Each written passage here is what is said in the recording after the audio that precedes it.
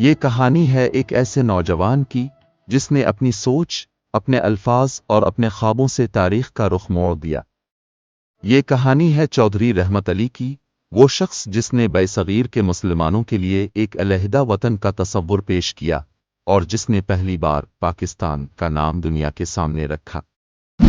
یہ کہانی ایک عام زمیندار گھرانے کے لڑکے کی ہے جو اپنی تعلیم، محنت اور حوصلے کے ذریعے ایک ایسا نظریہ پیش کرتا ہے جو تاریخ بدل دیتا ہے۔ مگر افسوس، وہی شخص جس نے پاکستان کا خواب دیا، خود اپنی زندگی کے آخری دن ایک اجنبی کی طرح گزارنے پر مجبور ہوا۔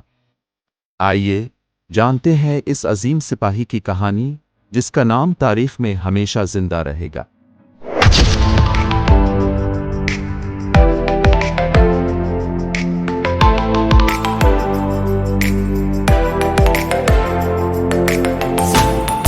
یہ کہانی ایک ایسے شخص کی ہے جس نے ایک خواب دیکھا، ایک ایسا خواب جو پورے برصغیر کے مسلمانوں کے لیے ایک آزاد وطن کی بنیاد بنا۔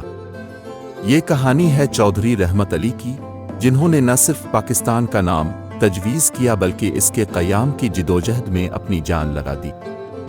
چودھری رحمت علی 16 نومبر 1897 کو مشرقی پنجاب کے ضلع ہوشیارپور کے ایک چھوٹے سے گاؤں مورا میں پیدا ہوئے۔ ان کا تعلق ایک متوسط زمیندار گھرانے سے تھا جہاں تعلیم کا زیادہ رواج نہ تھا، مگر ان کے اندر کچھ کر گزرنے کی لگن شروع سے ہی تھی۔ انہوں نے ابتدائی تعلیم مقامی مکتب سے حاصل کی اور بعد میں Anglo Sanskrit high school Jalandhar سے میٹرک کیا۔ ان کا ذہن غیر معمولی طور پر تیز تھا، جس کی وجہ سے وہ ہمیشہ نمایاں رہے۔ 1915 میں وہ اسلامیہ کالج لاہور میں داخل ہوئے، جہاں انہوں نے BA مکمل کیا۔ اسی دوران وہ آل انڈیا مسلم لیگ کے نظریات سے متاثر ہوئے اور مسلمانوں کے علیحدہ تشخص پر غور کرنے لگے۔ تعلیم مکمل کرنے کے بعد رحمت علی اعلیٰ تعلیم کے لیے کیمبرج یونیورسٹی چلے گئے۔ وہاں ان کا سامنا برطانوی اور ہندو دانشوروں سے ہوا جو مسلمانوں کو ایک قوم تسلیم کرنے کے لیے تیار نہیں تھے۔ یہاں انہوں نے 28 جنوری 1933 کو ایک پمفلٹ شائع کیا جس کا عنوان تھا اب کبھی نہیں، ناؤ اور نیور۔ اس میں پہلی بار انہوں نے پاکستان کا نام پیش کیا جو 5 خطوں کے ابتدائی حروف سے مل کر بنا تھا: پ پنجاب، الف افغانیہ یعنی خیبر پختونخوا، کاف کشمیر، سین سندھ، تان بلوچستان۔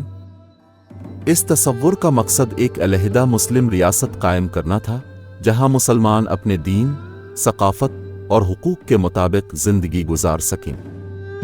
چودھری رحمت علی کا یہ نظریہ اس وقت کے مسلم رہنماؤں کے لیے ایک نیا اور حیران کن خیال تھا۔ محمد علی جناح اور دیگر مسلم لیگی رہنماؤں نے ان کی تجویز کو ابتدا میں زیادہ سنجیدگی سے نہیں لیا۔